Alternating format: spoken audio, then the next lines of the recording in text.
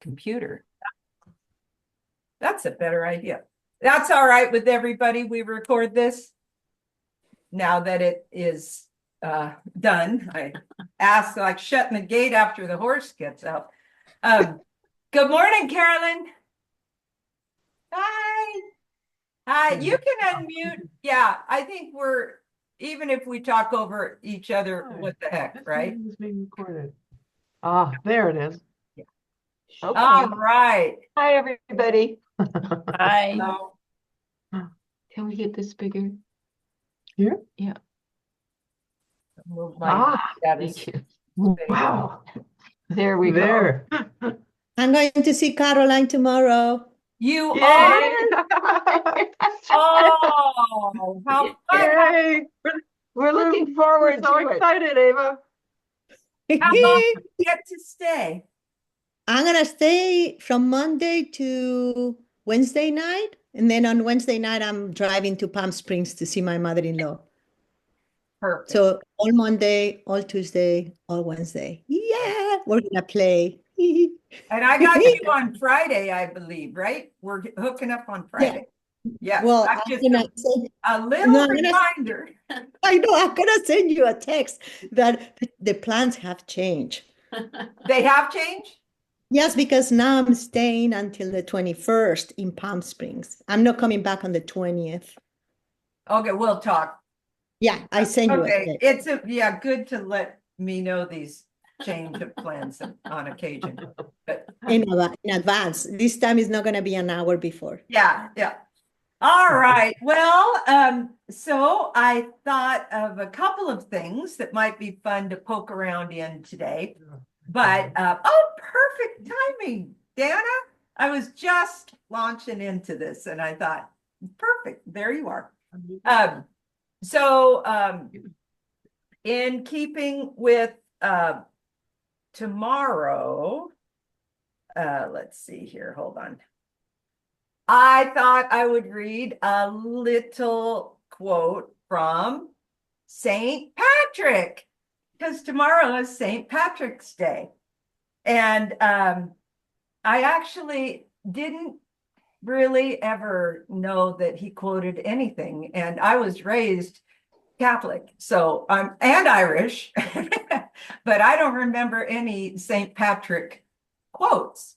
So while I was in the hot tub this morning, I did a little research and I found two short little ditties that I thought I would share.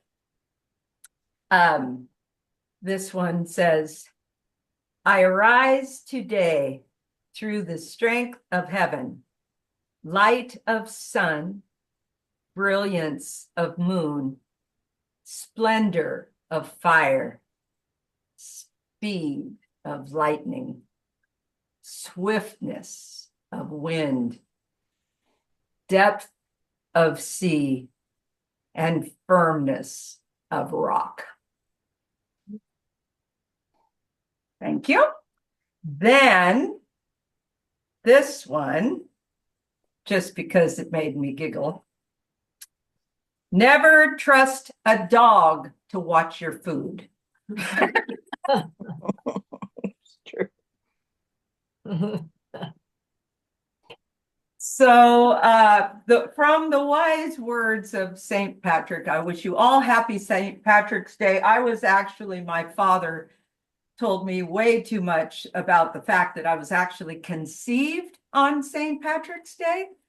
And as an Irish Catholic, that was a high honor, at least to my father, because they, anyway, I won't go into the details, certainly. But since my birthday is 2 days after Christmas, I used to try to celebrate my birthday on St. Patrick's Day because nobody wanted to celebrate anything 2 days after Christmas.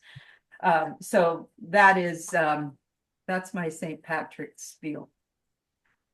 But what I really thought we might get into talking about today is, I don't know if any of you saw the email or the blog post about the pause, about the power of the pause.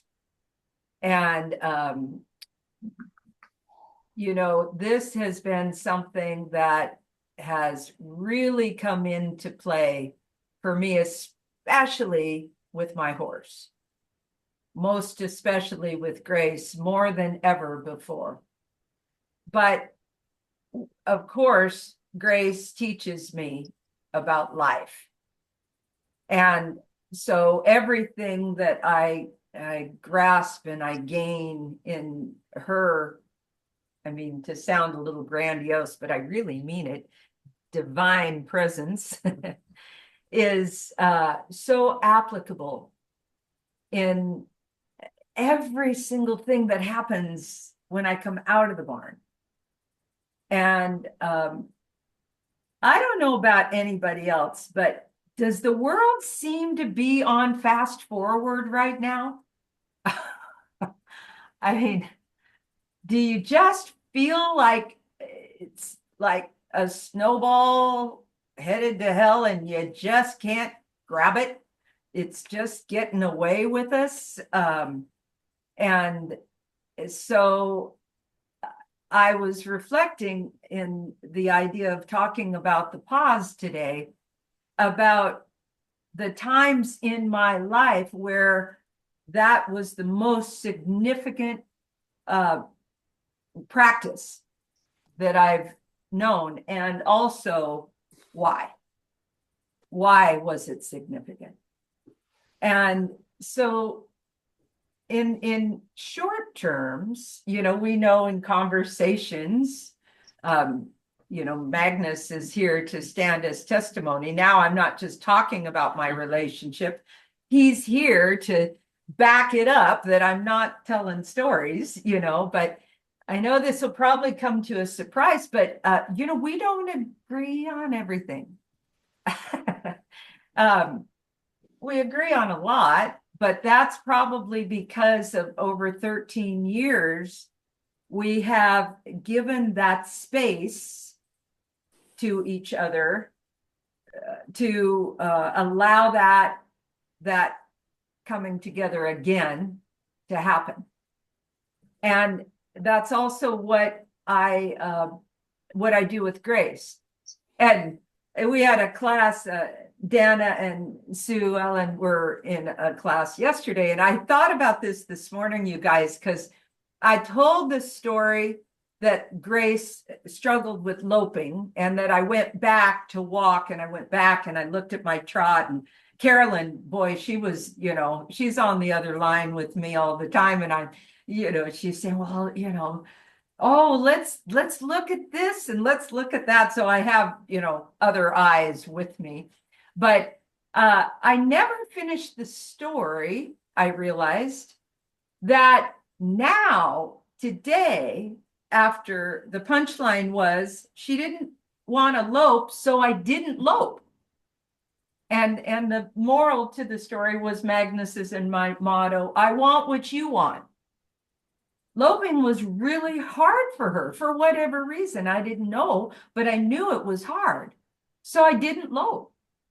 And now, every time I ride, which is several times a week, the first thing she wants to do is lope. I mean, I video my rides, and so I have timestamps, you know, and consistently it's like within the first 2 minutes of the ride. And that is because the desire was never squelched. You know, it was never forced. So it had a life of its own, the desire. And it's not the desire to lope, it's the desire to learn. And that's what we have done in our marriage. That is how, oh, I get a goosebumps. That is how that applies. But at the same time, when she wanted to lope, it wasn't pretty at the beginning. It's every day, it's just developing into this beautiful I just haven't, I can't take any credit for it. I haven't done any part of it. But she's developing this so perfectly because it's coming from desire. It's coming from that space around the idea. But if in the old days, I'm not even going to say if, it's absolutely a true story that I have my horse is 29, Fargo, and I started him, had him since he was 2 months old, and I kicked him in the belly on the first ride. And he loped around that round pen like 50 times. And I remember just saying, stay in the middle, stay in the middle, you know, and it wasn't any different in my life. My life experiences were just like that. I kicked myself in the belly all the time, you know, or somebody else. Somebody was getting kicked. And so by grace, that burning desire for connection, for love, for unity, let's say, that's kind of a good generic, you know, term, that desire to soften those rough edges just kept coming to the surface. And thank God for my love of horses. I mean, my love for them, not my interest, not my passion, not my desire to be a good horsewoman, which was my whole life, you know, to be good enough, to be as what Ray would be proud of, you know, so that I could, you know, roll back down the fence or do a haunch turn or a flying lead chain. Not that, but thank God for my love of them, because that is what filled the space when I stopped forcing. So when I pause, love shows up because it's already there. But when we're pushing our way through, chasing that snowball headed to hell, you know, running and tripping and falling down the mountain, you don't have, or I should say I don't have that sense of belonging, that sense of inspiration and desire and passion and unity. So for me, that was the power in the pause. Do you want to say anything? I know what you want me to say. You do?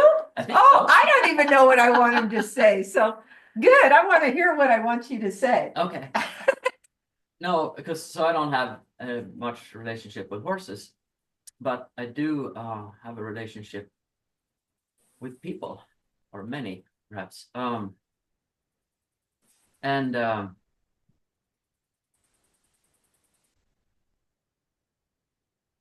Pausing is becoming more and more important for me, because it's opening a door to options that I never saw before when I didn't pause, when I just pressed on based on conditioning. Basically, I would do again what I've always done, and then I kept wondering why things were always going the same way. And so Mary and I do a lot of work, have done and still do. It's perhaps not as dramatic now as when we met, but it still shows up. Like if I can get triggered, fear response comes up, and what I've started doing is saying, wait, this is Mary. It is not someone that's out to get me or to make me feel bad or something like that. But the condition of so many years of living in fear out, you know, it starts when we're little, obviously, and the simple practice of pause, if I can be present enough to pause, opens Yeah. so much up to opportunity that I never knew was there. That's door number 3. And I don't need to know ahead of Yeah. time what those opportunities are. They come Yeah. in the pause. Yeah. So it's not something I learned, like I'm going to read this book on opportunities or options rather. It becomes more of a spontaneous living that comes, you become aware, or I become aware of in the moment Yeah. that I didn't know before. Yeah. But the pause is necessary for that to be able Right. to surface. And I call that, in my own verbiage, I call those opportunities miracles. Yeah. I call them miracles because they weren't created by me. And by the way, this is a good example. I never kicked Magnus in the belly. You know, I had 3 years of self-reflection, and I married Mary. I married Mary first. And I had many, many years of reflection, but there was 3 years of no relationship with anyone else but me. And so when Magnus came, and I wasn't, I hadn't planned on that. Like I said, I hadn't even planned on teaching children, and all of those things happened, you know, that lined that up. And when things didn't go the way I thought they should, if I didn't kick him in the belly, or that's translated, that would mean kick him out of my life. That's what that, because that's what I would do in the past. I'd just leave. I just wouldn't, I was an independent woman. I didn't need anyone. I had my own career. I had my own ranch. I had my everything. I built myself. So there was no reason to be in a relationship except for love. And when I couldn't see love, I would just say, not worth it. But that changed with Magnus for many reasons. But that pause in our interaction, I think, is what saved our relationship. Because it took time. Like Grace. Grace is, how old is she? Coming 5 or coming 6? Yeah. Coming 5. And, you know, and I'm just, if I would have been the Mary of 20 years ago, I might have judged myself for not doing enough. That she's 5 years old. She ought to walk, trot, and canter and turn back and, you know, be able to chase cows or, you know, go places. I don't have any of those opinions about Grace, and I don't have those opinions about Magnus. So what freedom there is in that, you know. Does anybody? Oh, good. Thank you, Ava. I was just going to say, does anybody want to jump in? Yeah. Yay. I have a question. Perfect. Okay, so there is a difference between the pause and surrender? Because this is kind of something that is like, I'm kind of really diving into it lately. And I really understand the pause because, you know, I've been studying with Caroline, so the pause.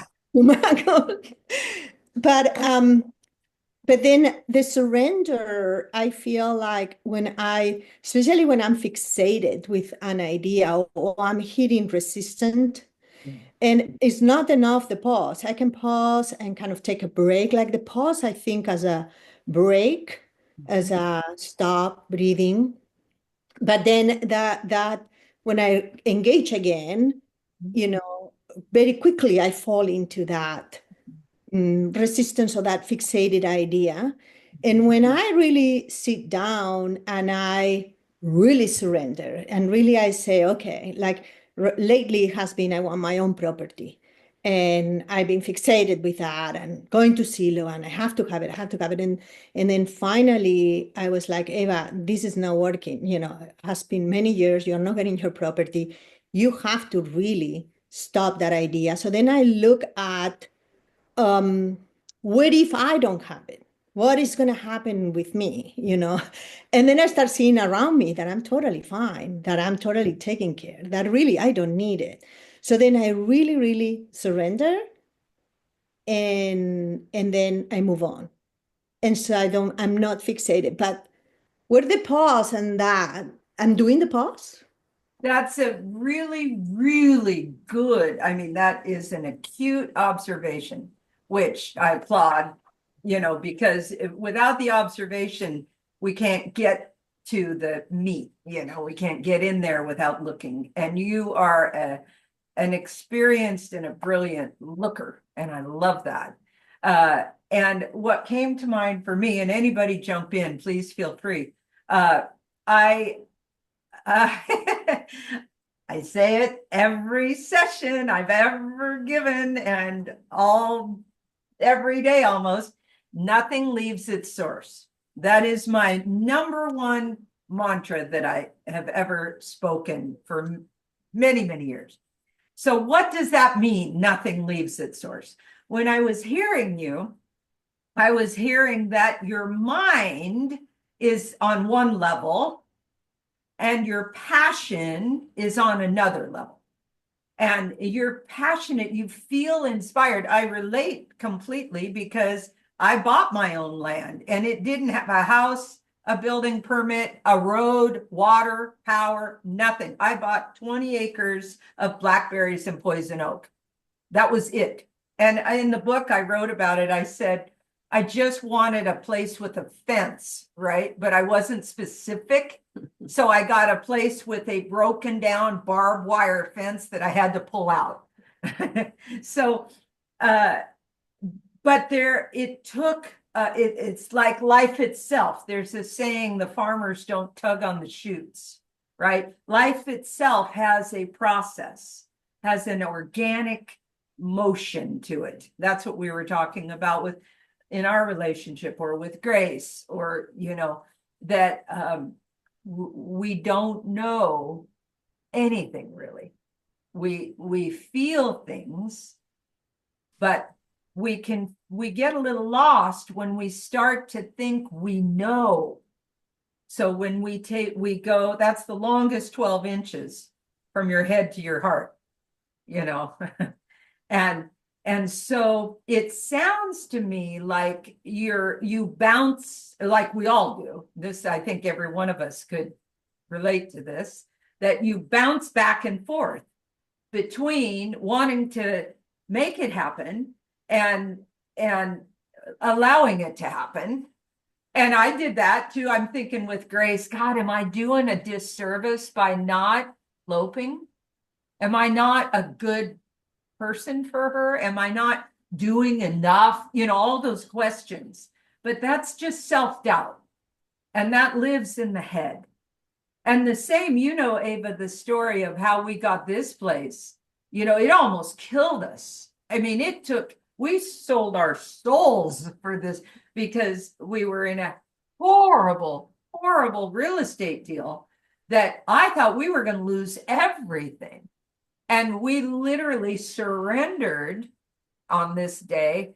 That meant we just, my friend Sam calls it naked on the dirt before you. I mean, what am I going to do? It was COVID. You couldn't do anything. We were helpless to create a change. And that was the day we found this place. And so the surrender, and anybody please jump in if you feel that the surrender is letting go of thinking we know what's right and what's wrong, but it's not letting go of the dream. It's not giving up. Not giving up, yes. Yes. And I have this memory of when I was like 18 years old and I was cleaning houses. And I cleaned house for the guy that ran Dale Carnegie and Associates in Portland, because I knew, anyway, there's another story there. But and I don't know if anybody knows Dale Carnegie's story, but How to Win Friends and Influence People. He wrote that book, and they went on to make this public speaking business out of it. Anyway, so I was 18 years old and I was doing this work then. And I asked the guy while I was cleaning his house, so if we should remain in the present, how does that affect planning? Right? And I'm 62 and I still remember his answer. He said, well, in the planning, you're present. If I'm going to design a house here on this piece of paper, I am here. That where we get lost is when we project it into some future, I'll be happy when. And that night, Magnus and I surrendered, and we took that drive we just went up in the hills. I don't even know why we did that. We just jumped in the truck and drove up the mountain. And we saw elk up there. We saw the sunset. It was just amazing. And we were crying. We thought we were going to lose everything this is the hardest part, out of injustice. Oh, you bring injustice into any mix and the victim just runs rampant. It'd be one thing if we deserved it, but they were beating us up. They were bullies. And so can you feel that, Ava? You feel that difference of that intention really coming from the source of who you really are, because your mind will change. We were talking in class yesterday about the metaphor of somebody wanting a yellow Corvette. And what is it? Carolyn's laughing. Do you want one, Carolyn? Yeah. Okay, we're on it. But what we were talking about is, what is it that we want from that? How do we want to feel? We want to feel powerful. We want to feel free. We want to feel inspired. Go a layer deeper. What does the property symbolize for you? And then create in increments. Maybe you don't do a yellow Corvette, but maybe the wind in your mane comes from, something else. Putting your head out the window like a dog or something, I don't know. But create those relationships to those feelings so that you're living that feeling. Because that's why I named the book Perfect Practice. Because if we practice what we don't want, which is, I'll never get this, irritation, scarcity, basically, that would fall under the, for some of you guys that have been around me before, if you've heard the 3 S's, scarcity, separation, and striving. And if you check, when you have a brace, you check for those 3 S's, then you'll know you're not coming from the source of love. You're coming from the source of fear. Make sense? So one more thing. Yeah. I done the whole feeling, and I feel in my new place, and I even got with details. I know how it looks. I know how it smells. Yeah. It's like crazy. But the thing is, like you say, you have to surrender. That will come at the right time. Is that impatience? Yeah, because now wait a minute. Because you go in the mind, you are in the mind, like you're saying. You are, like what you just said, you get lost in the projection Yeah. of the future instead of But you planning. said, I am feeling that in my new place. That's not what Yeah. I'm saying. That's a Okay. different manifestation of Abraham or whoever, you know. Okay. That's a different genre. But Okay. what I'm saying is find it in this life. Yes. Pick a feeling that you think that that place might offer you, Yes. peace, Yes. and then realize it in the life you're living right now. Mhm. I did that in our relationship. I Mhm. loved Magnus. In fact, it's in the book, what we called the stock tank miracle. And it's, I think, only twice in my life I've had a direct conversation with God. And that was one of them, and I put it in the book. And that was when everything seemed to be imploding. And I was in surrender in that moment. And I said, what am I to do? This is not going the way I thought it was going to go, you know. And good old God doesn't mince words, you know, doesn't stay long. One quick sentence. Well, you know, any sentence that starts with well, you asked to love, you loved. What's the problem? Oh, did I learn about projection? And guess what? The most common response from the mind would be of that statement. Yeah,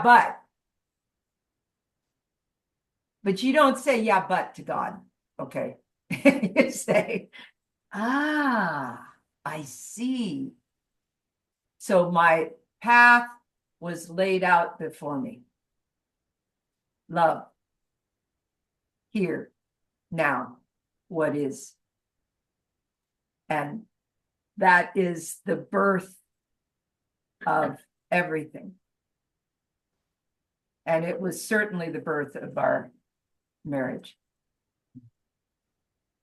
And it wasn't our marriage that was the birth of our marriage. It was after that. We got married, but we were still floundering terribly, you know. Well, he was, I was, but just kidding. So where in your life, Ava, do you feel like if you could, I know you can visualize and you can taste it in your mouth. And let me guess, knowing you as I do, I bet you feel that with the horses. And so I'll ask you what I asked my friend Sam once is, you know, we live by the lake here. And when Sam would leave from a session, she'd feel like that. She had been with her horse. We had had a session. She was vibing. And I asked her, how far did you get before this came back? And she'd say, oh, the dam, which is 2 miles away. So then I'd say, okay, well, next time, let's see if you can get as far as the highway. And then next time, can you get to Portland? And then next time, and that is what I call in the book, tying the ends together, where we have these glimpses of it. And then you start to tie that together. So then you have a big glimpse. And then so on and so forth. And the next thing that comes once you're practicing that, then you get a pop quiz, which I talk about quite a lot. And the pop quiz is the difference between, we're going to talk about this, Sue and Dana, in class next time, the difference between faith and trust. Because that will also take you out of the game. Because trust is external. I trust that it will come. I trust that I'm married well. But it's hinged on, it's like if I trust somebody to be on time and they're not on time, I don't trust them next time Like, I'm gonna probably end up not trusting you to keep your appointment. This keeps up, because, and that's no judgment. This is just what the mind does. If there is a reason, then I trust. But as soon as that reason goes away, so does the trust. Therefore, what good is it? It's not trust. I wrote a whole chapter about this. But faith is different. Faith is internal. Faith is, I believe in me. I believe in love. I am. I have, like Magnus pointed out perfectly in his sharing, that door number 3 can come when I stay out of the way. That's faith. But what he said himself, but I didn't know what to do. How can you trust something that you don't know what to do? Mm-hmm. You can't trust that because there's nothing to trust. But you can have faith in what you cannot see. So faith will have compassion. Oh, So you can have faith in me, not trust. exactly. Well, but I'm teasing you a little bit because what I have faith in, I don't have faith in you. I have faith in me. See, that's different. If I have faith in you, it's trust. I have faith that what is right is right. Whoever showed up here today, this group, I'm sitting here thinking, who is it that's not here? I don't, who came last time and didn't come this time? And you guys have been here before. Every time I say, this is the perfect group. It's just right. So Mary? Yes. I was thinking when you were talking about trust that when we talked about it before, but it requires a fear of the opposite outcome. Right. It almost requires a worry. I love brings in a whole different element to life and how you feel. Oh, I got goosebumps. Yeah. That, and you just pointed out, nothing leaves its source. Mm-hmm. Right. What source is that coming from? Fear of a different outcome, fear of something else. With my horse, I know I can get off now. I never gave myself permission to get off a horse. And I came off enough times, finally learned that I can have faith in my own intuition that says, maybe I shouldn't do this. I have faith in me. And then my horse feels that. It feels that she is living faith. But trust can be a burden. Mm-hmm. It can really be a burden on someone or something. So I love Gretchen. That is a key. Boy, you guys are, I think I put on the Facebook prompt that this group was progressive visionaries or something like that, or had a progressive vision. And I'm hearing it here today. It gives me goosebumps because it isn't what you're seeing, it's how you're seeing it that's changing. And that does change the world. Yes, Carolyn. I wanted to talk a little bit about trust and faith. Mm-hmm. And one has trust has like a pilot light. Mm-hmm. And it can be a small flame or it can be a large flame. And when it's just right, trust is amazing. And the same thing in faith. Yeah. So it's appropriate to how that light shines and from where. Like I came off horses all the time. And then I saw some guy that came off a horse land on his feet. And he basically came off the horse landing on his feet all the time. And I trusted that if he could do it, I could do that too. And I saw myself coming off horses and landing. In other words, when we're up in the air and we're coming off a horse, we think that like, is surrender a good idea? You know? Yes, it is, because you don't break bones if you just, fall, and that's the way I did. I just gave myself to the fall and never hurt myself. The thing that that happened was just having that window open. I started figuring out how to get to my feet, but I wasn't even trying. And I think that the reason my life worked out like that is that I started horses before I knew that I was a person. In other words, that what I did was something that I had or didn't have. I just rode and didn't want to get off, and been that way all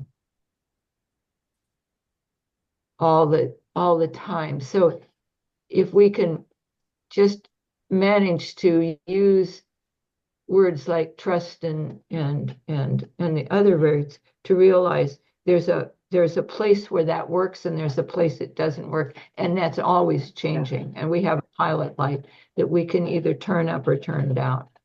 And if you really care about horses, it's like, I just have to be I have to be with the horse, or I have to be on the horse, or I have to be this, or I have to be that, and you feel complete. That journey can be given to you. Like remember I said that I never hurt myself? Well, I broke my back. How could I say, oh yeah, I shattered my hip? But for some reason, I don't see my life that way. And so therefore, I don't have to pay the price.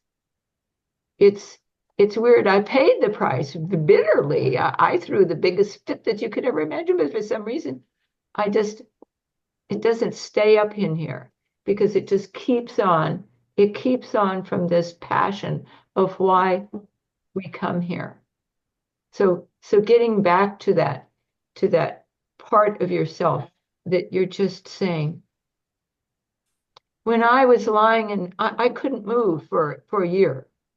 I could not move my body for a year. All I did was keep riding horses in my head. And when I got on a horse, after, I guess it was like 2.5 years before I got back on a horse, I rode better. I communicated better. Yeah. It was all of that practice I did when I was lying there. It was practice writing. The other thing I did was, I like roses. So I tried to learn all the names of the roses, but you can't. So that was good. There was no end to it. So between writing in my head, when I got on a horse, I mean that the power that came through my body and through my fingers and through everything was like, that pause was a true miracle. Yeah. Yes, a long pause, but the pause wasn't empty. No. It was very full. It was full of your love. I think, as you said, passion, I was feeling the word love.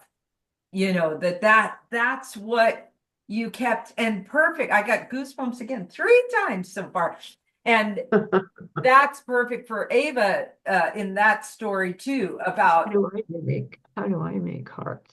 how do I make hearts? At the bottom where it says there should be a heart on your Where is the on the heart? toolbar at the bottom in the middle. Yeah, Should be something that says Reaction. react, and you react. can hover over that. And then you go to the bottom Yes. parts, the bottom line. And there's a whole bunch of fun ones. We were doing them at Emily's yesterday. There's like rockets here. See? Oh, there's laughing your ass off, Ava. Yeah. Yeah. Thumbs up. And you are a heart. Oh, Dana. She is this grace of Carolyn's life story is, I mean, I'm just so often, that is, Carolyn Resnick sitting here before us is one of my miracles, is one that showed up that I didn't create. It just happened so effortlessly. And who knew that it would be, I don't know what, it's been 2 years now, I think, gals, right? It's been 2 or 3, and it just, you just know you're home. There's nothing that isn't right. But we have some, I mean, I'm sure this will surprise you, between Carolyn and I having a conversation, there's sometimes some fire. And it's heaven.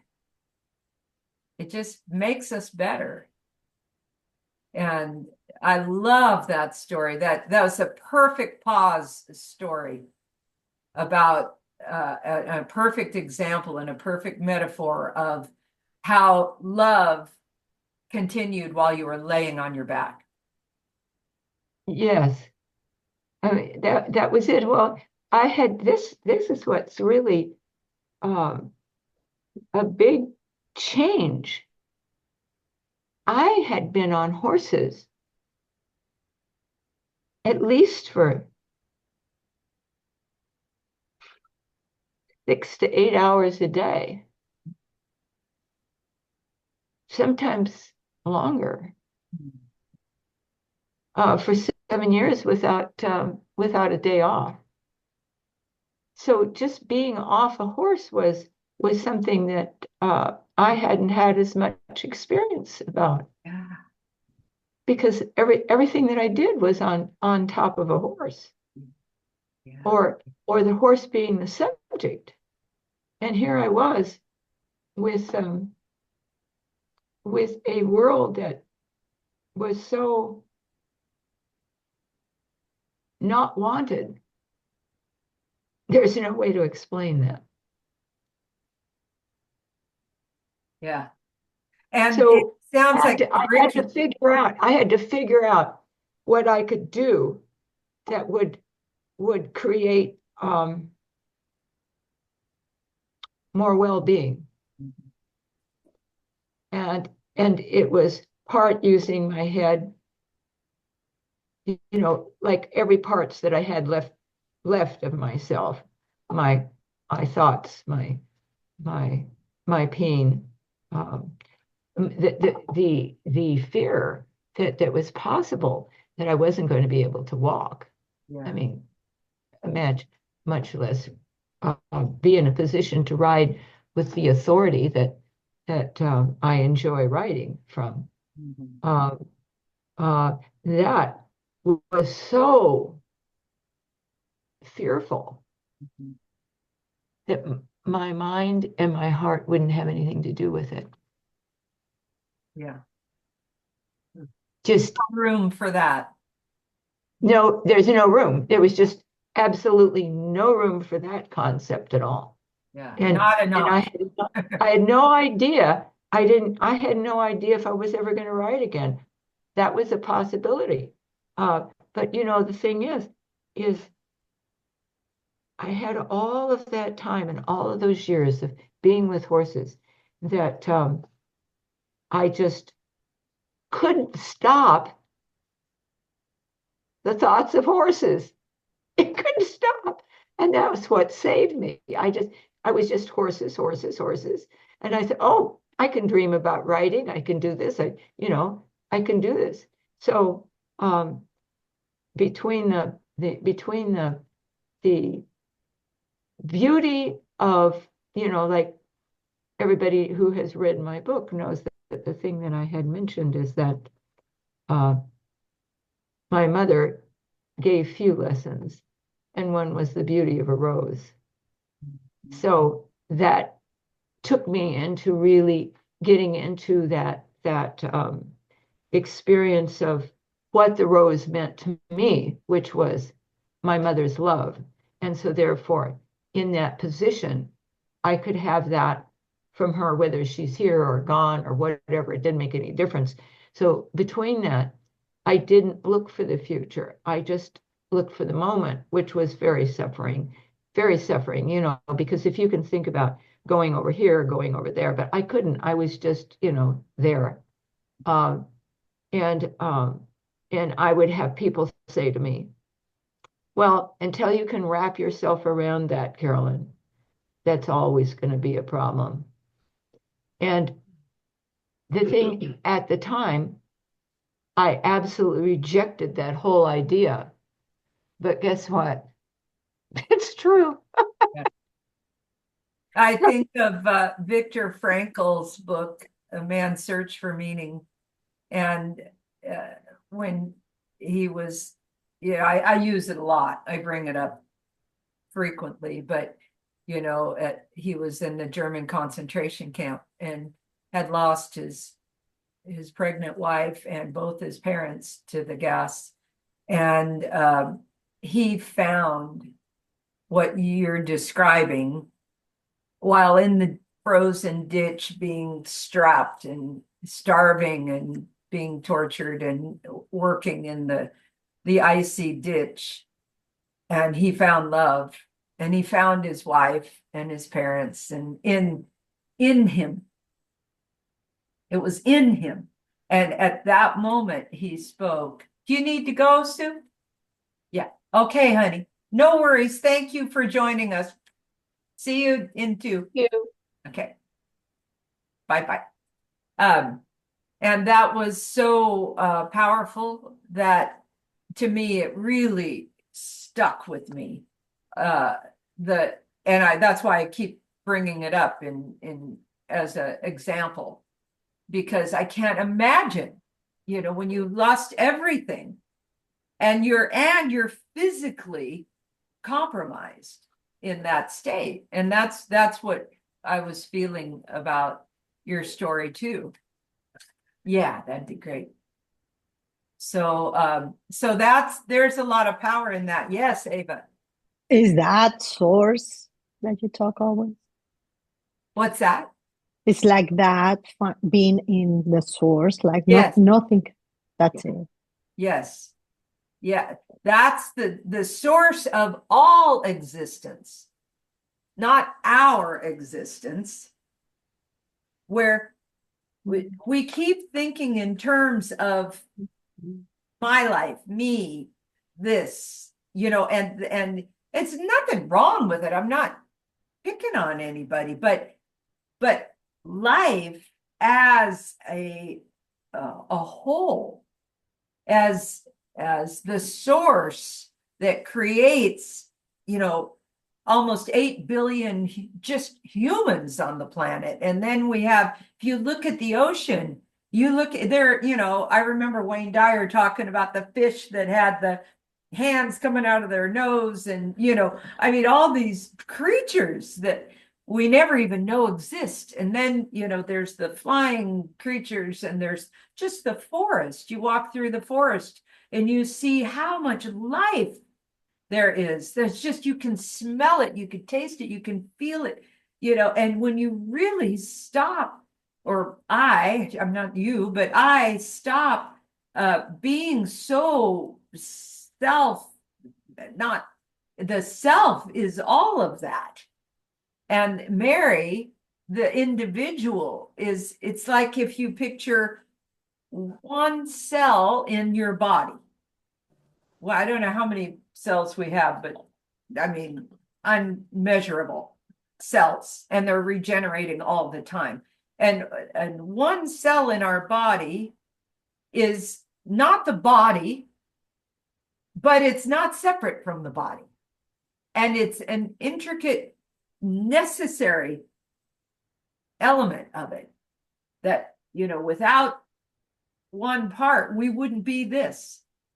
So that's the essential, when you've probably heard me say or read the essential nature that we all make up LIFE. We all make up life. It's not my life. One thing I say on a regular basis, I've been saying that in the last month or two, this is not my life. This is God's life, if you will. God as life, the expression of life. And when we can really live that, see, I one in my notes from yesterday, but I never really got to that. But one of the notes said that life is inclusion, not exclusion. So how much, and if we think in terms of just practice, going through our days, how much of our thoughts are excluding others? Or, Emily Kai's daughter, Dana and I were in her class too. Yeah, we had a busy day, didn't we, yesterday, Dana? But and she speaks of being able to know a blade of grass. A blade of grass. How do we take that for granted? That we just step over them, And so nobody's wrong. We're all just right. And with that in mind, I hope that these groups, when we get together, we hear everybody's stories about that connection, or that even if it's just the longing for the connection, that's still it.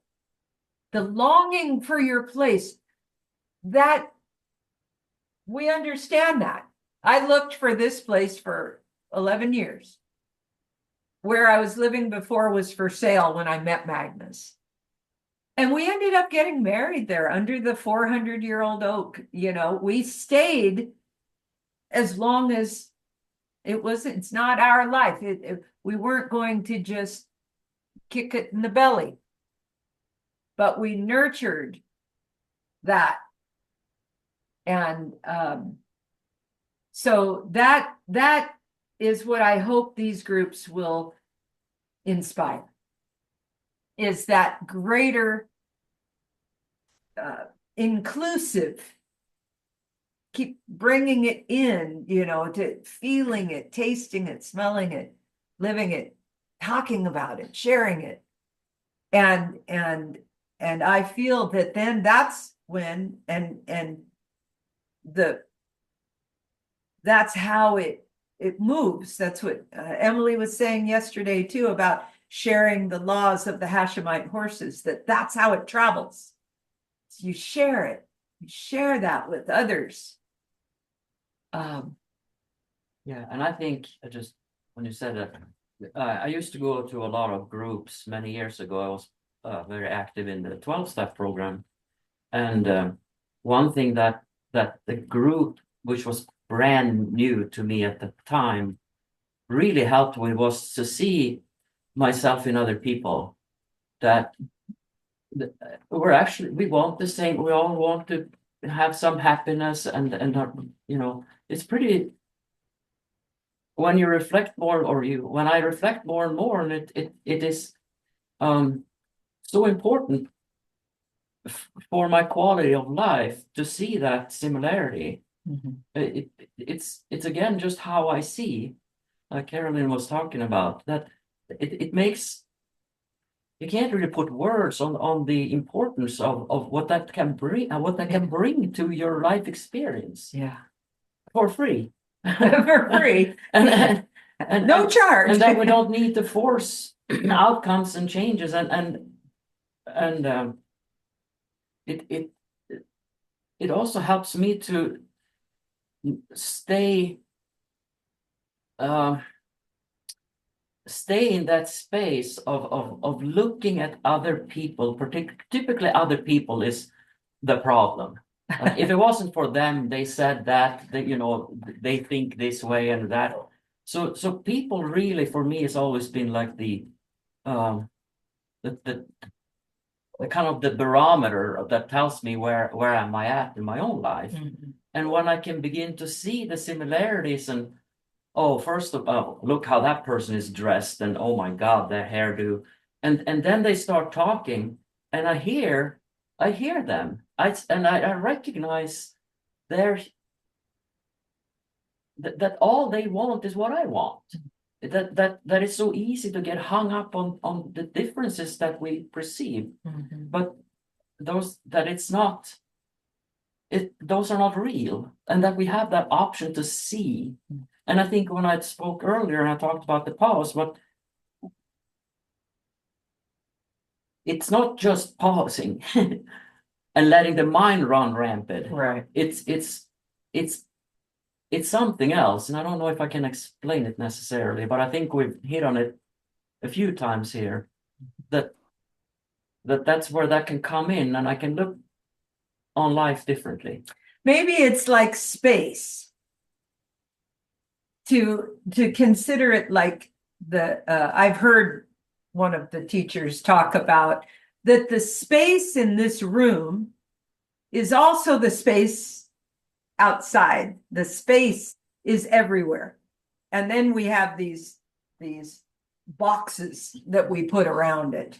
So when we get out of our head and into our hearts, we get into that spacious. That's why it's called spacious awareness. There's no confinement, no contraction, no boxes. And that's where we let go of the thoughts, because the thought is a contraction. The thought is a constriction. And also why we've talked about with the child that you don't, maybe Waldorf was a little like this, I don't know, but you don't tell them that that's a flower, or a rose or a tulip, or you let the child explore the fragrance and the petals, and you let them have the experience without labeling it, because once you label it, they throw it away and then they go grab a bush or something. It's that's the contraction and the limitation of the mind. I'm pausing to Susie says it's like pausing to remember that we're all one and here to reflect that love. Beautiful. Beautiful. It's absolutely that. It's absolute. And that love is why I called it a miracle. When we get out of our heads and it can come through, like Carolyn landing on her feet coming off a horse. I mean, well, it's not a miracle about that. I've come off a lot of times. I didn't land on my feet, but that love that it is. I actually, in the book that I'm writing now, I wrote about my 12-foot angel, I called it, when I was drinking and drugging, that the only way I could have lived through those times was a 12-foot angel. That's what I labeled it as. But it's really, it's the miraculousness of life that I didn't drive my car off a cliff, or I didn't, hurt somebody else, or that I don't know how, by grace, I survived those times. But I did. And now I have the reverence for what I cannot see, touch, feel, smell, taste. There Can I was, go so can I say something that I'm thinking? Can I say something? Yeah. yes, please. Okay. Well, like with it came with all that we were talking. It's like I feel like everything that is alive wants to be seen. Like even that's a bad wants to be acknowledged. You can step on it. But first, if we acknowledge, then there is like this connection with everything. And that's what Magnus was explaining about him seeing it himself in another person. Basically, it's like seeing you've seen everybody because I want to be seen, and everybody wants to be seen and acknowledged. And I really feel it like the trees, the plants, the animals, everything that is alive wants to be seen, and just acknowledging, like when you're going through life, is all it needs. Like a rose wants to be seen and that as long as you look at it and keep going, you just get some energy from everything. Yeah. I don't know. And right with you, Susie. And I think that wants to be seen is that draw back to the oneness. It's that draw home that we connect. Maybe wants to be seen, wants to connect back from the illusion of separation. So there's a draw in life to return. And that's what he was healing, Caroline, because she was connected Yes. to everything. So everything came to assist. Mm-hmm. Yes. So, and it wasn't like flowers, the horses. Susie, you're up. Thank you, Ava. I was just thinking back when I was going to LEC, it's a spiritual type church, and the minister would say that it's like you see a garden and you want to eat from the garden and eat from the garden and eat from the garden, and then pretty soon you become the garden and all you want to do is be the garden. And it's like I'm finding for me in my life, this wanting to be seen is wanting to be special. And I see that for me, where I'm looking at and what I'm doing now is already knowing that I am special because we are one. And so seeing that love in you or you or you or you, I see not my specialness, but our specialness, our holiness, our sacredness. And when I feed myself with meditation and thoughts of oneness of who we are and everything, and I go into that space, then during the day I have so much more of that to not even think of me as a separate anything, but that I'm just part of all of us, which is that light and that love, and just to be here for others that might have never felt it before or don't even really get it during their day or whatever. Mm-hmm. Yeah. And you bring up a really important piece to this is practice. You say, when I meditate, that's what we're saying is that what we live is what we see. So you bring that, or Carolyn had the 2 years of that, that you bring to your life that you bring it to the surface, and then you get to go out and live from there. And it also, because there's two parts of the mind. There's the love and there's the fear. Mm-hmm. There's the truth and there's the illusion. And so when I meditate or when we pause, you guys talked about, but are you pausing with just stuff or with the source? Yeah. So when I pause or when I meditate or when I live my life throughout the day, it's knowing which is which that I'm listening to. And if I'm listening to my fear, then I pause and try not to let it come out. Mm-hmm. But if I know I'm listening to that we are all one and I'm here to love, then I can let it out just by being there and listening, or just loving that person, or by if something comes up and I say, would you have me say anything? then I can speak with pause, knowing that I want to not so much speak to be heard, but only if it's right in the moment. Lovely, lovely, lovely. Yeah, I mean whew, this is why we have this group. Yeah. Is so that we can share, we can see each other in all these corners of the world and see that, Each other. We can see Yeah. each other. yeah, I mean, and ourselves. that's in what I each other. mean. Yeah, That's what I mean. There is no other. yeah, exactly. And There's only us. There's only because one.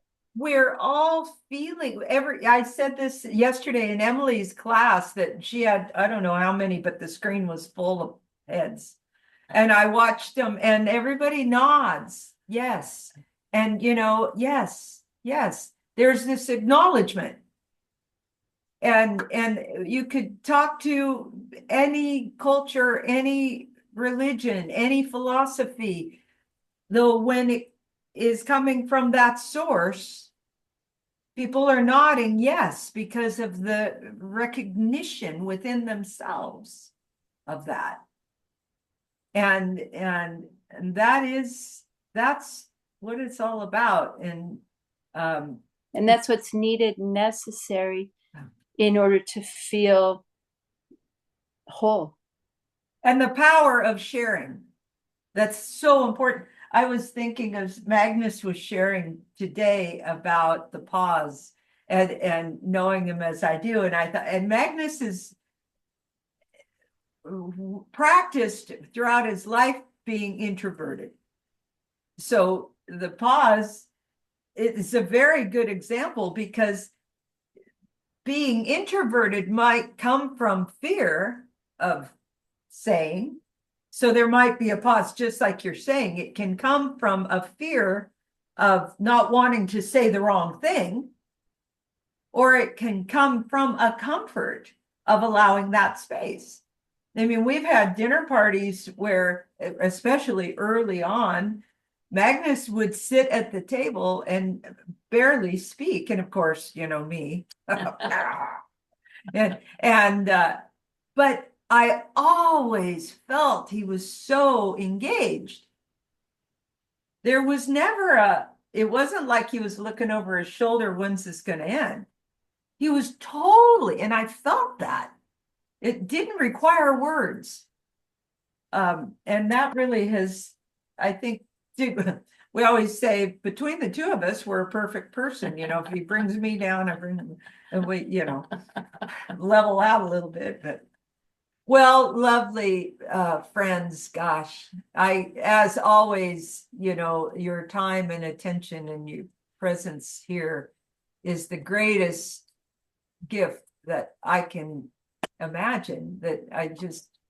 It's such a blessing to do this. And Ellen, do you want to pipe in at all? Would you like to say anything about anything? I want to give you a chance if you should desire that, but if not, that's cool too. I'm just really impressed with this group and the courage that you exhibit in showing the depth of your knowledge and your life and your feelings. And I just love it. I love learning from all of you. And I took some notes here today, and I'm sure I'll be pondering them for a while. I'm very new to this group. I mean, I came the last time, and Mary and I have reconnected. I had a wonderful, glorious personal retreat with her at the Ridge about a month ago now. And I still reflect on that time because there were so many crystallized moments that showed up in our discussion and in Mary's ability to convey her message, and not only to me, but to all of us here in this group, and in the way that she does it, and Magnus too. I mean, I just feel like this is a landing place for me, and also a launching space for me at the same time. I'm taking this information in, and synthesizing it and assimilating it in my life and trying to practice it. And it's not easy. I'm the person that's 1 step forward and 5 steps back. So there's still a lot of work to be done. And one of the things that I recently heard that was in another group that I belong to is the person said, loving ourselves is the greatest gift we could ever possibly give ourselves. And in my world, coming from a place of trauma, that's an almost, it feels like I know it's there. I'm just in this maze right now of getting through until I can get to that place and fully embrace it. So few obstacles that I'm working on, setting aside, if not completely pulverizing them, and not allowing them to interfere with the stream of consciousness and the stream of love that runs parallel to it. So that's where I'm at right now. And thank you so much, each and every one of you, for being here. I'm just like, it's a heartfelt moment for me, that's for sure, to have all of you here and listen to your wisdom and your shared experiences. So thank you. Oh, lovely. And I wanted Ellen and Dana to hook up here because Dana shared with me the other day that she is also a singer. Oh, all right. I was singing Great. your praises and saying, oh, you gotta find this Ellen White, man. I mean, the iconic blues girl. And she has serenaded us. Ellen graced us with her beautiful voice at our wedding. And I've been a fan. In fact, that's how I met Ellen. I was a fan of hers. And hi, Rowdy. So I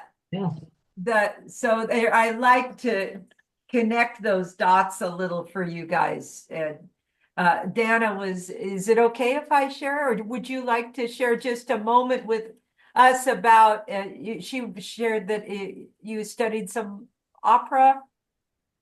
I studied with an opera singer, so I was trained that way, but that's not what I normally sing. Although I've had a couple of opportunities to sing with the symphony in Czech. I sang an opera aria in Czech. So, yeah. Oh, I know. In Czech, you don't mean, what does in Czech mean? Czechoslovakian language. I thought that's what you meant. And I thought, I'm not taking that for granted. That's what you meant. I thought maybe it was like a symphony motto or something. No. Like, you know. No. It was called Rusalka's Song to the Moon. It's a beautiful song, but aria. It was pretty. Oh. I don't speak Czech. I had to learn it for the song. That was all. Wow. That's the beauty of music, isn't it? Yeah. That you can learn to, it's miraculous, really, that you can sing another language. Speaking it might be difficult, but that's a great example of that source, that when it comes through. Ellen's done some amazing work with youth. She would teach some history, music history classes. And I watched one of the concerts that she would have this group of reckless, puberty-stricken young adults write a song and then perform it. And that was the class, and blew me out of the water. Because I'm not musically inclined at all. So I have such reverence for that ability, and just wanted to bring that to the surface here. And since, the passion in our lives is part of that. It's part of that expression. Gretchen's an amazing painter, is, really gifted painter. And so this is where the love, kind of just streams out. It's the thing that you do that you can't not do, So, well, I hope that we'll meet again in 4 weeks or so. If I remember, this time I think I forgot. It should have been last week, and then oh my God, the group. So don't be afraid to nudge me if you haven't heard. And I have one thing. I don't know why. I just want to say this. Whitney Houston does this song, "The Greatest Love of All." It soothed me for years. oh, I'm gonna play it when we hang up. Yeah. Yeah. Greatest love. Is learning to love myself. Mhm. Yeah. Oh, well, Ellen, you just got your mantra, didn't you? You could, Yeah. maybe you could, I mean, no pressure here, but maybe you could sing that for us next time. That's in a range that doesn't even exist in my world. It's my way up there. Yeah. Yeah. But maybe Dana can do it because she's got the I'm thinking about, I sing a lot of ballads, you know, in my real life, I sing ballads more so than opera. Yeah.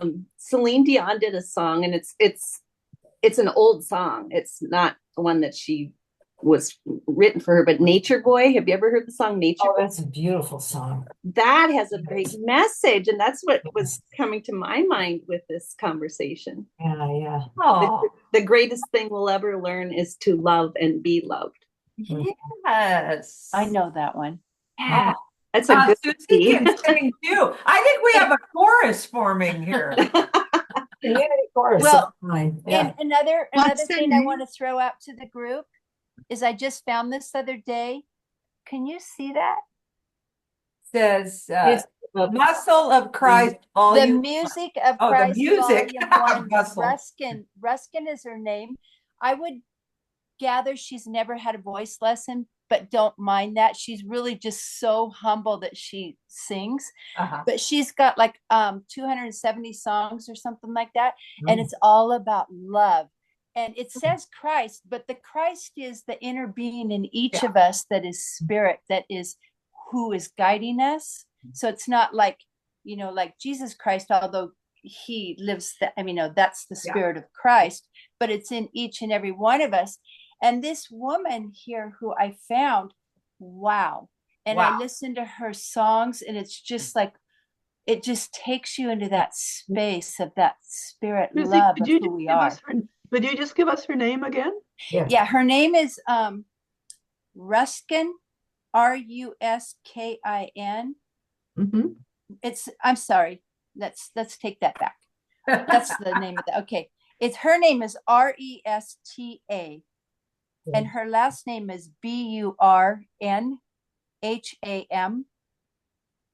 And this one is off of it's called Volume 1. Whoops. Oh my gosh, it's so beautiful, but how do I turn it off? Okay, and so it's called Music of Christ, Volume 1, Ruskin, Ruskin. And it's a little hard to find because it's not like it's out there and you know, but she sings these words that are just streaming from her big long pause of being in source. Yeah. Wow. Thank you. What a cool collection here. I feel like, well, I bring these all up and send them out in an email or something, so everybody could add theirs, what's been helping them to stabilize in their own source and love and come back into the moment. And then maybe you could put that email together for us, Mary, and that would be so helpful. Yeah. I mean, you know. Yeah. I remember still Susie sent me a text one day with a song, and she said, "This woman reminds me of you." I've never forgotten this, Susie.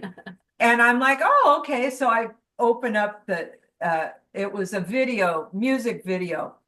And it was this incredibly gorgeous Latin woman in this fabulous red satin gown with this voice and she sang, do you remember the song, Susie? She sang, "I am the sauce." That was the Great. I found out. I don't remember. I am the sauce. You still have it. I think there was a time when I was when I was trying to hint at connecting with your sexual sassiness. Well, I'll have to say, when I saw it, I thought, I don't see myself in this, but it's a great, but boy, did I feel the sauce, baby. So, yeah, thanks for sharing, everybody. And you are the sauce. We are the We are sauce. the of the sauce. Yeah, we Yeah. are. We are the light of this world, and it's so beautiful that we're all coming together in a time when this world is really tired Yeah, and it's time. hurting and feeling so separate. Oh, now I've got that dang song in my head. I'm gonna let it shine. Let it shine. Let This it. little light of mine. Yeah. Yeah. All right, ladies and gentlemen, thank you to our token Thank help. You know, bring your friends, bring your neighbors, bring your dogs. You know, let's do it again. And I love you so much. Thank you. Love you, everybody. Thank you. Bye. All right. Bye, guys. Bye.